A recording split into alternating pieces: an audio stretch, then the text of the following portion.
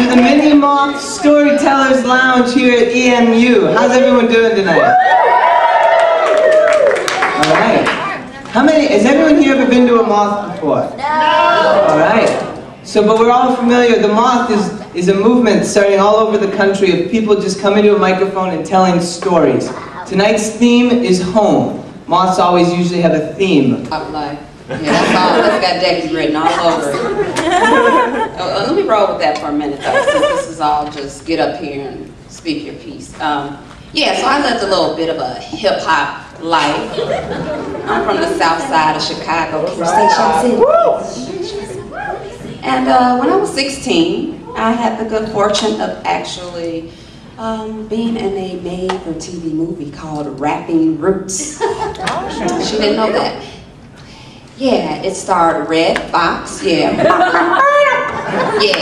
that Red Fox from Sanford and Son, and Curtis Blow. These are the breaks. Break it up, break it up, break it up. Hey, yeah, he broke now.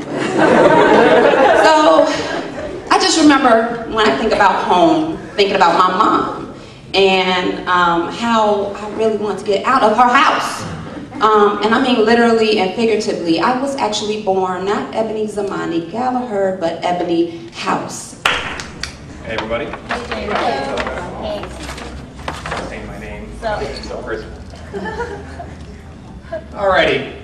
It's fun using a mic. I don't usually do that, but I'll get used to it. Try to acknowledge the people on my left here. Maybe I'll take it off the mic stand eventually. Drop it at the end of my story. This is the story of how I came to understand my mother for the mother that she is. It starts with some things about me as I was growing up as a kid. As a kid, I was a pretty bad kid. I got into some bad things, and it was hard not to. I was on the honor system. It's easier to get away with bad things when your mother trusts you all the time, where you've been and what you're doing. But growing up, from the time I hit middle school, I started things like smoking and drinking and vandalism, trespassing, and all sorts of different forms of drug abuse. I had a peak GPA of 1.8 throughout the first 2 years of my high school career. And the year that I started my sophomore year in high school was also the year that I entered AA. By the time I completed my sophomore year in high school, my mother had decided that we were going to move. And fortunate that was, because it was at Walled Lake Western High School where I transferred to that I found a passion of mine, a major passion, the performing arts.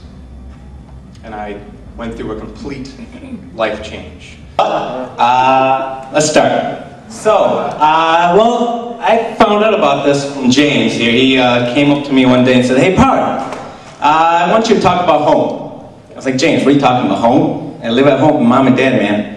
He's like, "No, talk about home. Talk about, you know, why you live at home." So I was like, "All right." Hi. I really want to use this. So, I am horrible with numbers. And I am pretty bad with names as well. So I live my life in this symbolic image memory snapshot thing, right? And the older I get, the more concerned I get that these snapshots are going to start to fade away and my life will be lost somehow.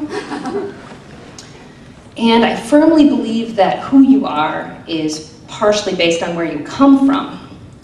And I also think it's ridiculous that the only person that has every address of the place I've lived is my mother, and maybe my grandmother, and any friend who has desperately tried to keep track of a person with gypsy blood and an aversion to technology. I was fresh out of college and terrified. I'm sure this will never happen to any of you.